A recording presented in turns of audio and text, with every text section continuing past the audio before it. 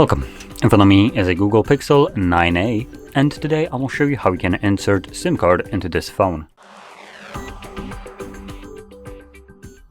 Now, to get started, you will need to grab a SIM ejector tool similar to this one, which will come provided with the device in the box, but if you can't find it, you could use a paperclip, straighten one of the ends, and it should work just as well. Now, once you have either one of those, you can then pop out the tray, which is located at the bottom of the phone. So, right here. So, grabbing your tool, find the insert area, and then push the pin in. Once you do so, you can see that on the tray you have space for just a single SIM card. There is no SD card spot whatsoever. You only can use one physical SIM card, and the device can also connect to an eSIM if you want to use that. But I don't have any eSIM, so I'm just gonna showcase this with a physical card.